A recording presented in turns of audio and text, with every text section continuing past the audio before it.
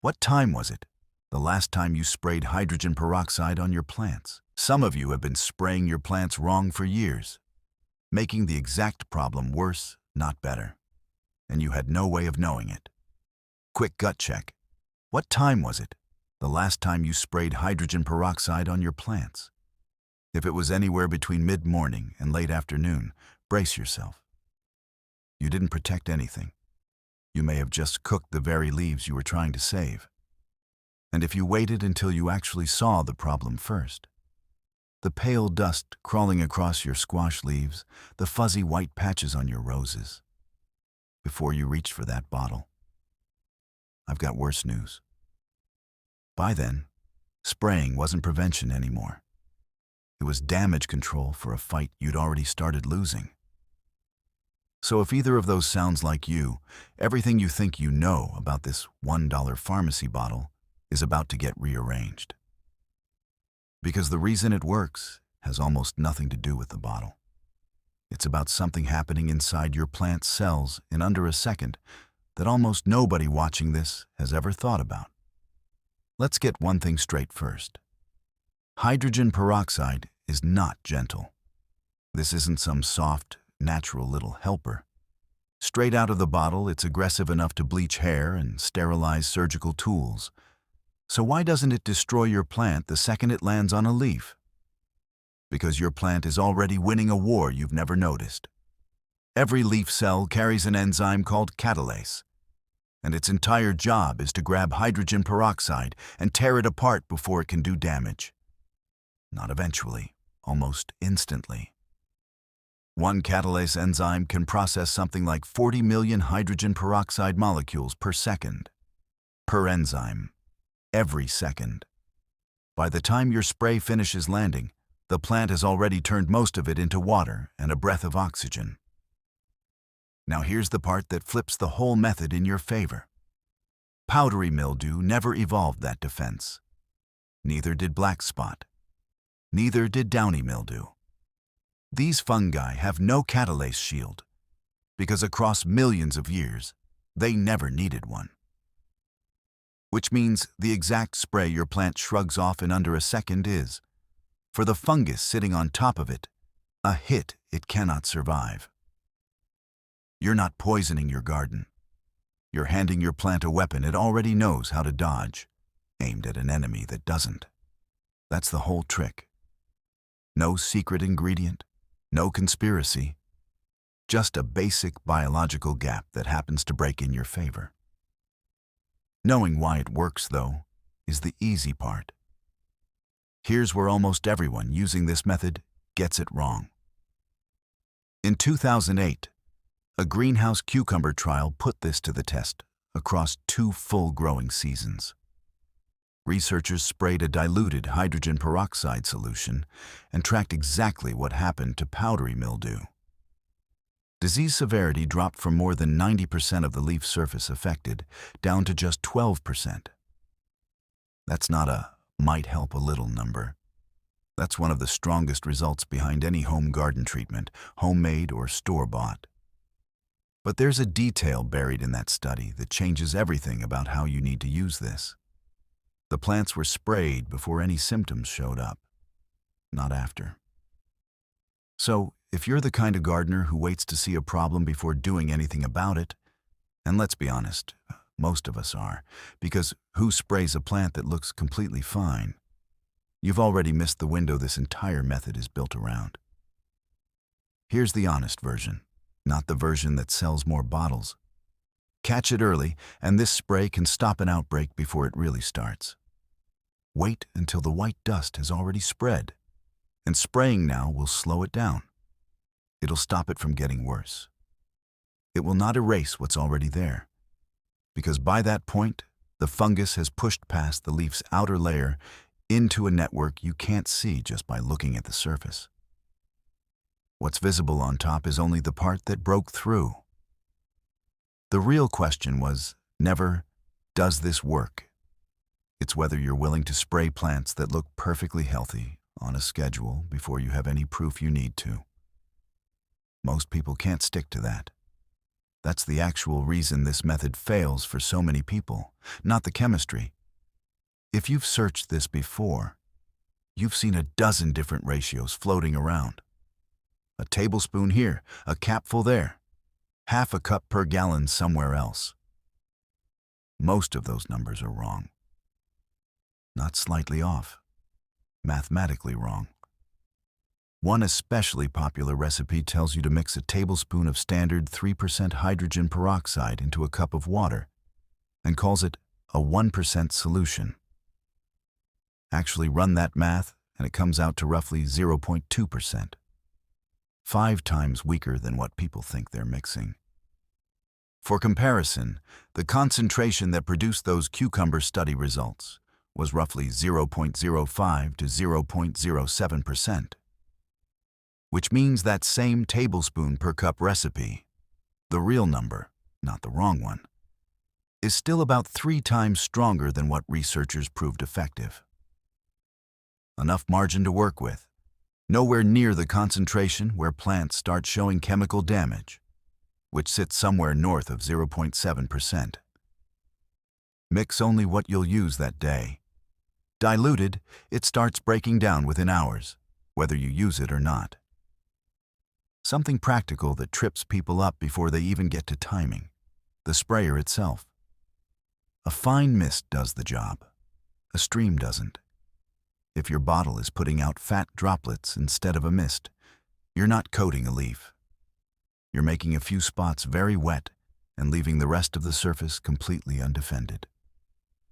Hold the sprayer roughly a hand's length from the leaf and mist until the surface is evenly damp, not dripping. Soaking a leaf until liquid runs off and pools at the tip doesn't make it more effective. It just wastes solution and raises the odds you overshoot onto the soil, where it does something completely different from what you're trying to do up top. And rinse your sprayer out after each use. Mineral deposits build up fast in fine mist nozzles, and a clogged nozzle turns a mist back into fat, useless droplets, right when you need it working properly. Remember the question from the start? What time were you spraying? Ultraviolet light rips a hydrogen peroxide molecule apart almost as fast as your plant's own catalyst does. Spray it under direct midday sun, and the sun destroys your treatment before it finishes doing its job. That's the good version of what goes wrong. The bad version: wet leaves sitting under strong sun can scorch. So spraying at noon doesn't just waste the effort. On a bright, hot day, it can actively hurt the plant you're trying to protect. Early morning, or the last hour of light before dusk. Those are your only 2 windows. Everything in between is a gamble.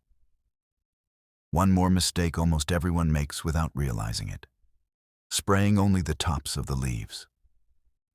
Fungal spores don't collect where you can see them easily. They gather on the undersides, in the shade, exactly where it stays cool and damp enough for them to thrive.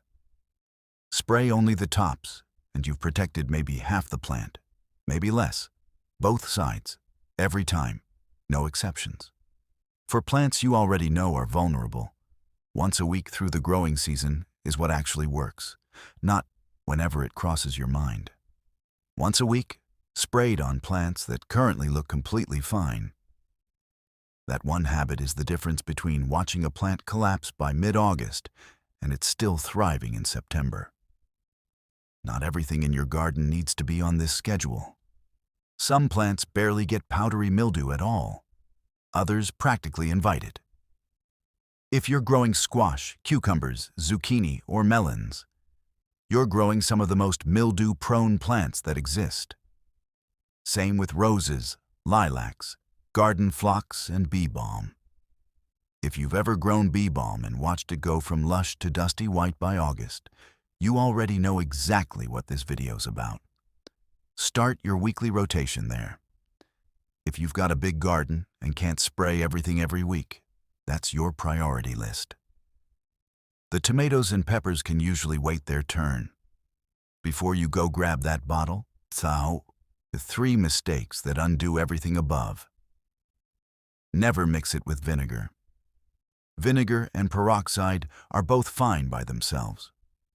Mixed together, you get peracetic acid, a stronger, harsher compound that neither one produces alone, and it can irritate your lungs as easily as it burns plant tissue. Never assume every plant handles the same strength. Thin or fuzzy-leaved plants, orchids, ferns, African violets, are far more sensitive than your average tomato. Cut the concentration in half for those, and test one leaf on anything new before you commit the whole plant. Wait 48 hours. If it browns or bleaches, you didn't dilute it enough. And never treat this as a panic button cure. The people who actually get results from this are consistent about it. Spraying weekly, rain or shine, whether the plant looks fine that day or not. Not the ones who only remember hydrogen peroxide exists once they're already panicking. If you've spent any time in gardening groups, you've run into the other two contenders for this job: baking soda spray and neem oil. So why reach for hydrogen peroxide over either of those? Baking soda works by raising the pH on the leaf surface, and it does work. But it needs a soap or oil mixed in just to stick to the leaf at all. And if you get the ratio even slightly wrong, you're left with sodium building up on the foliage, showing up as burnt, crispy edges. Mix it too strong even once, and you've traded a mild fungus problem for a chemical one. Neem oil has its own trap, and it's a nastier one. It's an oil, and oil sitting on a leaf under direct sun acts like a magnifying glass. Get the timing wrong with neem, and you're not just wasting the application. You're actively frying the leaf tissue underneath it. Hydrogen peroxide skips both problems. No soap required for it to work. No oily film left sitting on the leaf overnight. It breaks down completely into water and oxygen, so there's nothing left behind to accumulate over a season of weekly spraying. That doesn't make it foolproof. Get the timing wrong and it will still scorch a leaf, exactly like we covered. But it's the option with the fewest extra ingredients and the fewest ways to quietly sabotage yourself. Here's something most gardening videos leave out completely, because it isn't fully settled science yet. But it's too interesting to skip. Hydrogen peroxide doesn't only kill on contact. Inside the plant, researchers studying how plants respond to stress have found it can also act as a signal. Something that may switch on a plant's own defenses in places the spray never actually touched. Nobody's claiming a light misting turns into a full immune upgrade overnight. Scientists are still mapping how far this reaches and how consistent it is across different plants. But it's one more reason this spray might be doing more than sitting on a leaf killing fungus. It could be tapping into a signaling system the plant already runs on its own. One more thing before we wrap up. You've probably noticed plants look different after a real thunderstorm. Not just wet, almost more alive. Researchers measuring rainfall during storms found part of the explanation. During actual lightning activity, hydrogen peroxide levels in rainwater measurably spike. Electrical discharge passing through humid air has been producing it naturally. Storm after storm, for longer than plants have existed on this planet. So when you missed a properly diluted solution over your garden, you're not introducing anything foreign. You're copying a process nature's been running over your head the entire time you've been gardening. A few questions I already know are coming. Can you use this on vegetables you're planning to eat? Yes. Hydrogen peroxide residue is specifically exempted from food tolerance limits at these kinds of application rates, precisely because it breaks down into water and oxygen and leaves nothing behind. That's not true of every product sitting on your garden shelf. Should you upgrade to a stronger bottle for faster results? No. Leave the high-percentage food-grade hydrogen peroxide sold online alone unless you genuinely know how to handle it safely. It needs gloves and eye protection for a reason. And getting the dilution right from that strength is far easier to mess up than starting from the standard 3% bottle already sitting in most bathroom cabinets. And can this replace an actual fungicide once you already have a serious infection? Be honest with yourself here. If more than half the plant is already covered, this spray is a supporting player at that point, not the whole treatment. Prune what you can't save, treat what's left, and use this to keep the rest of the plant from becoming the next casualty. So say you start this today. What does it actually look like a few weeks in? Week 1, you won't see much of anything. And that's exactly the point. Nothing new should be spreading. If you've already got some mildew established, it won't vanish, but it should stop reaching for new leaves. By week 2, don't be surprised if some of those older, already affected leaves start yellowing and dropping off entirely. That's not the treatment failing. That's the plant giving up on tissue it can't save while it protects everything growing fresh. By week 3 or 4, look at the new growth coming in. If this is working, that new growth should look clean, the way the whole plant looked back before any of this started. That's the actual win, not a plant that was never touched by the fungus, a plant that outgrew it, one clean, protected leaf at a time. Everything that actually matters, compressed into one breath. Spray before you see a problem, not after. Get the ratio right. 1 tablespoon of 3% peroxide per cup of water, mixed fresh, not from an old batch. Spray early morning or dusk, never midday. Cover both sides of every leaf, in a fine mist, not a soaking stream. Do it weekly on plants that still look completely fine, starting with your most mildew-prone ones. Skip any single one of those, and you're not using this method. You're just spraying water at your garden and hoping. So tell me honestly, which one were you already getting wrong? The timing? The ratio? Only spraying the tops? Put it in the comments because I read every one of them. And next time, I'm tackling the claim that splits experienced gardeners right down the middle.